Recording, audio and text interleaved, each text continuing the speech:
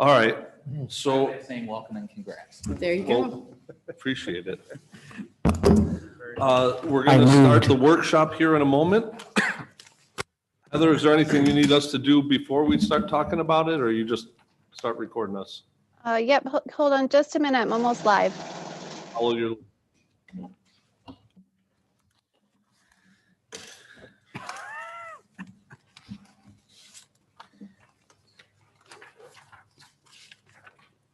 She needs like a little green light that goes on. All right, you are good to go, Bob. Thank you.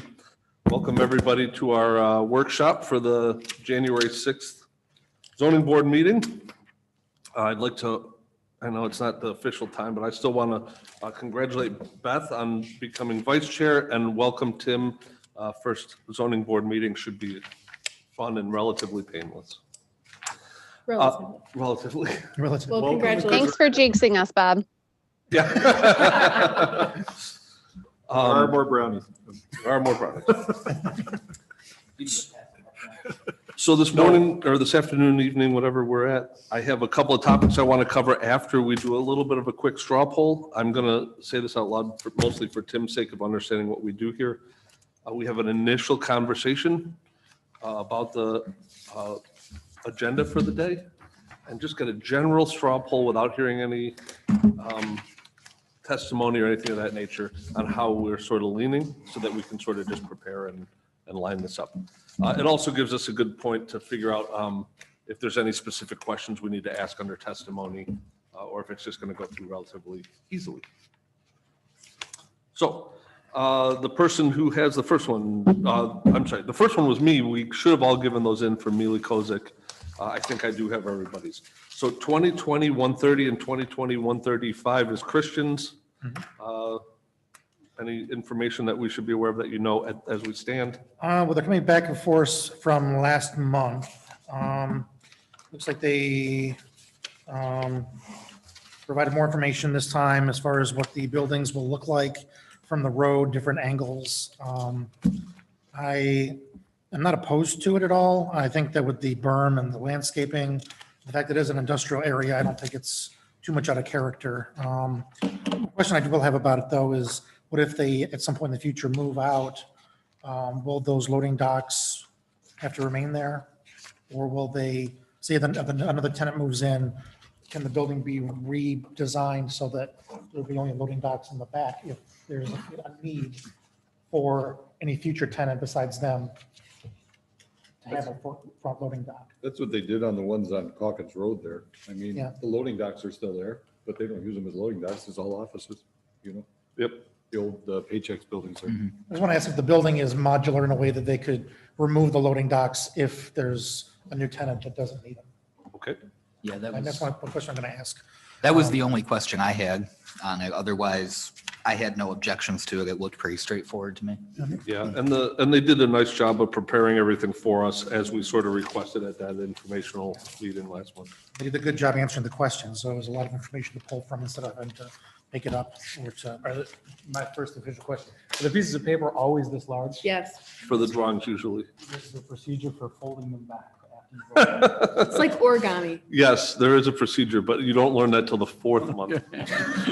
Or as you're walking out the door and you walk by the garbage can. Yeah, you can put them away.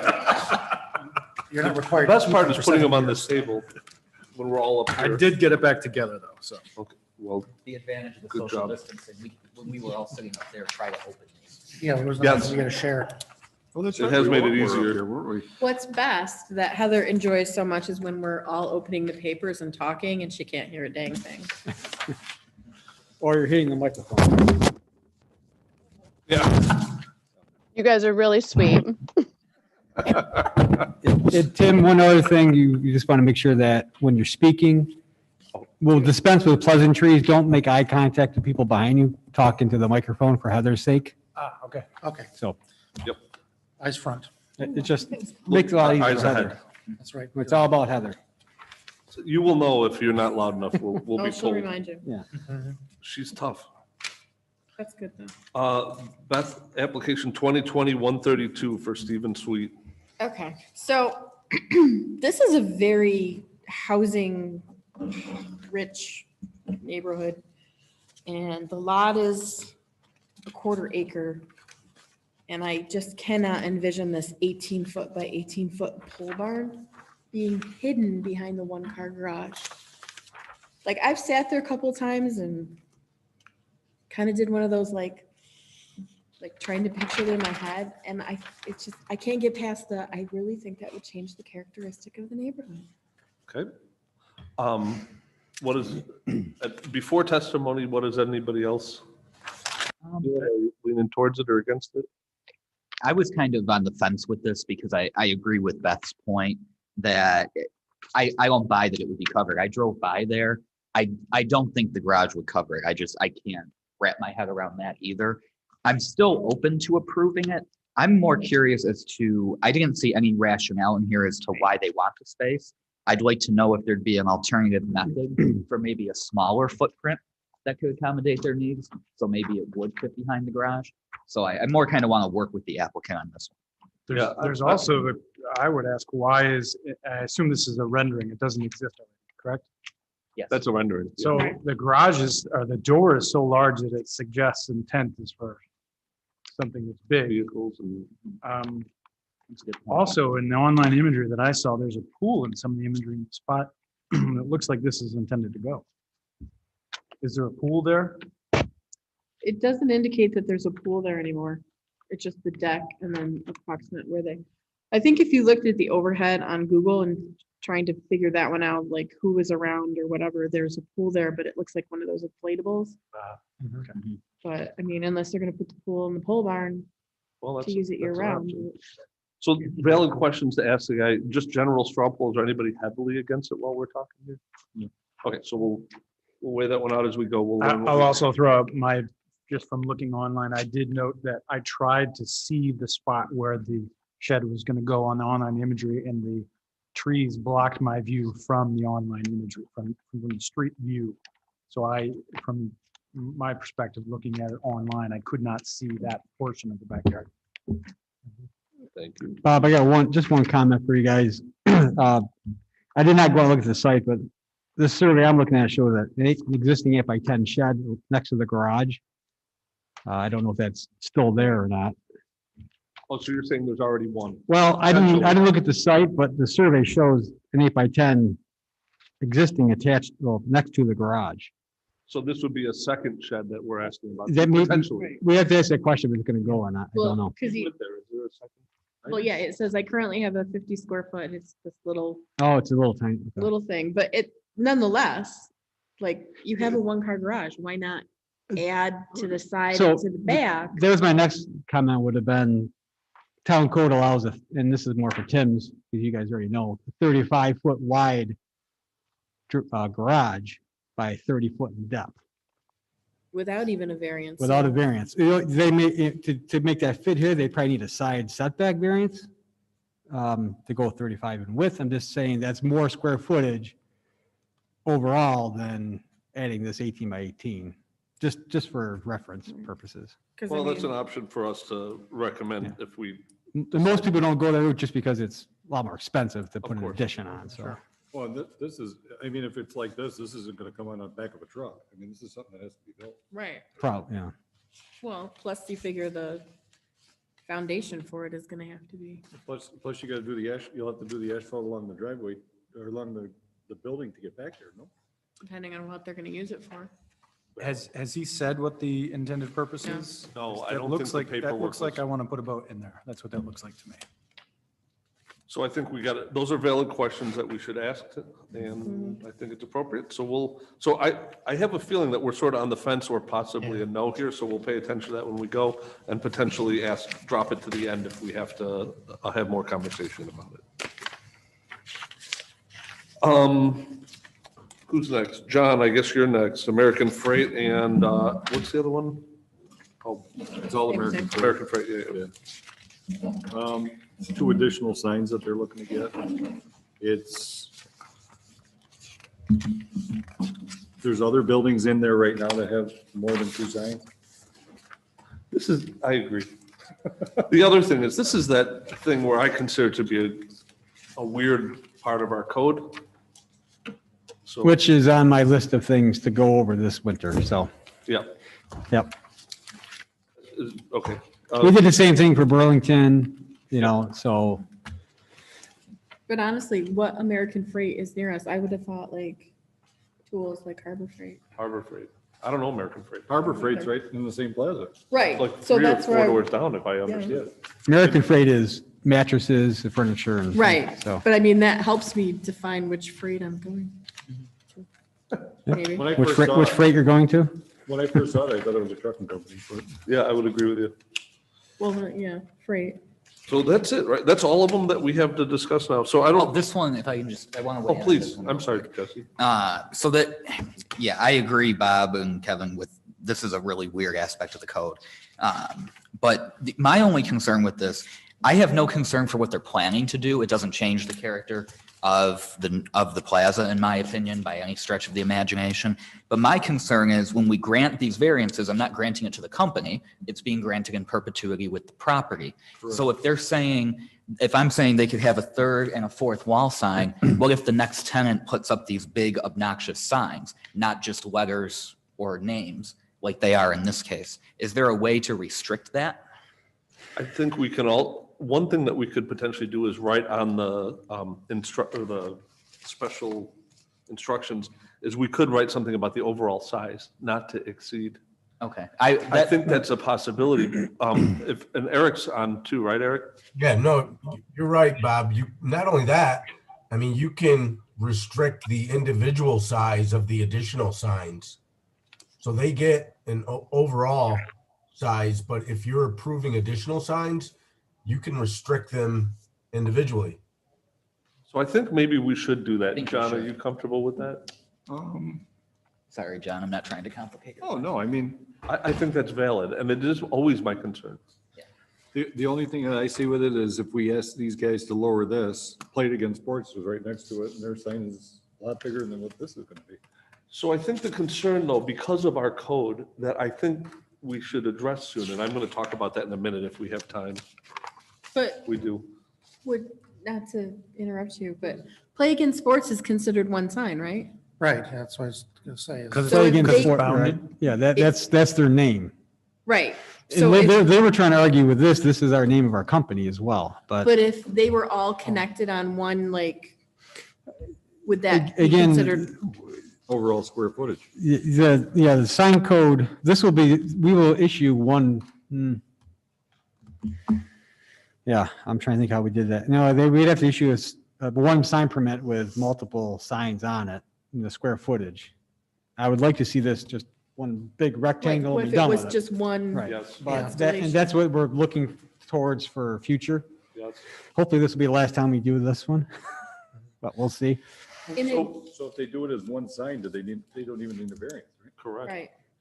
If they put a boundary around it, is what you're saying. Like- Not even that. I mean, what I foresee is a sign like this would be the outermost extremities of it, and that's the The size, the total size, total height, total width, and we're done. one side. One sign. Right. Yep. What was If I, they- I'm sorry, I was going to ask a question real quick about, I'm trying to remember when we did the Burlington application. Did we count okay, there's like, it's furniture, dot, mattress, dot, appliance. Each was its own. The dot, yeah, is the dot also considered a separate sign? I don't think it No, is. no. I'm trying to remember if we had. Did not count the dot as We a did not. unique We sign. We did the same thing with Hobby Lobby as well. They Yeah, that's had true. Yeah, we did. Okay. 3. And the Henrietta, what do you call it, next to Sonic there? They had No, not. 1, 2, 3, 4, 5, they had 6 signs. Oh, the like multi-use. Henrietta Mall Where Antiques. where that The pawn pawn shop shop and all is, that. and then next to Yeah. that, I mean. So I think that's a good point that you bring up. And John, if we could maybe put a qualifier in there that the overall sign won't exceed whatever that number is to, I don't know what the Whatever it sign. is on the drawing. Because like I said, I have no issue with what they're planning to do because it's not obnoxious or anything like that. But my concern is in the future, Future. the next tenant. If we've already approved a third and fourth sign. So we'll do it, won't exceed, what is the total on this? We'll ask them. Hang on. Each business is allowed 250 square foot 250. maximum, 4 square foot per linear foot of frontage of their space, maximum 250. This is 174, right? Yeah, that's Oh, what it square says. footage, 174, yeah, Right. 0.2. Well, this says allowable for that elevation 200. Or is it any business is 250? It's 4 square foot per linear foot Oh, of okay. frontage, maximum of 250. That's each individual tenant in a mall situation. I guess if you do this, just identifying it as the biggest that they recommend here, I think we cover it, right? Or even give them another foot just to, in case they 176. mount it funny or something, we don't Right. cause a problem. Yeah, What no, do we want to put in the, Maybe do like 180 because that gives them a little bit of buffer. I'd be overall comfortable with that.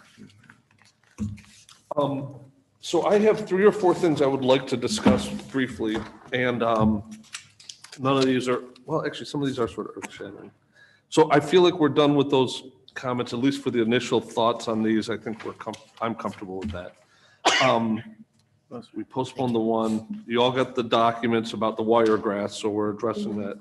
So a few longer-term topics. Actually, Heather, I'll just do it. We are going to be making some small changes and some big changes over time here. They don't happen in a day.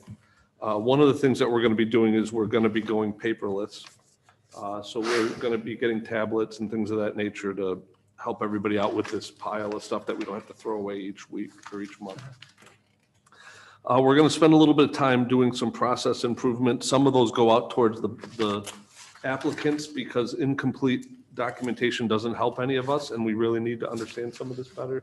It doesn't guarantee that we'll get some of this, but I have started a process. Heather and the group are reviewing it, and I'm sure it'll take a little bit of time just because of the workload they have. But I would like to start doing that so that you guys will all start to hopefully notice some of that soon. Another thing that I think we should try to do as a group is start to do introductions of ourselves, if not bring people in from other departments. And maybe I looked at Kevin for some help. And do some intros to all of us, because we've met these people in passing.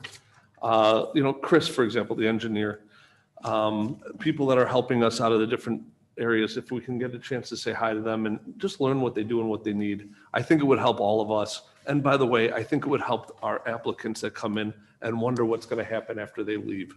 It's something I noticed before that I really want to take active steps in improving their experience as a process through the town. And then and I'm open to ideas on how we do that. I'm not trying to burden anybody with substantial extra work, but I think a little bit of conversation and a little bit of handshaking, fist bumping, whatever's allowed at the time, I think goes a long way. So I'd like to encourage that.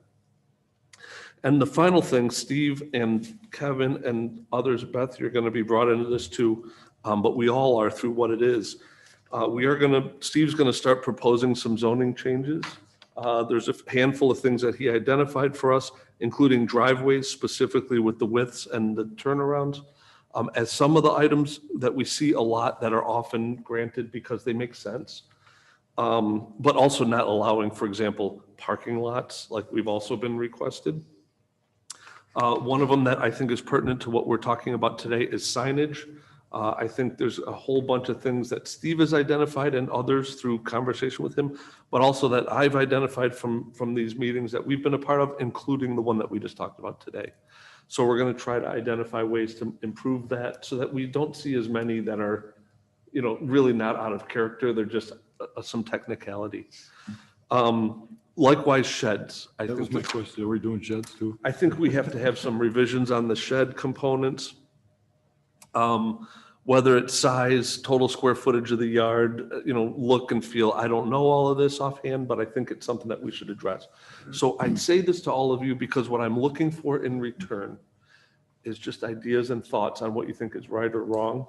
I don't need a book. I don't need anything like that. I'm not asking you to write the new laws. We have people that will be working through that. It will not be me, that's for sure. But it's our responsibility to make sure that I think we get what's appropriate.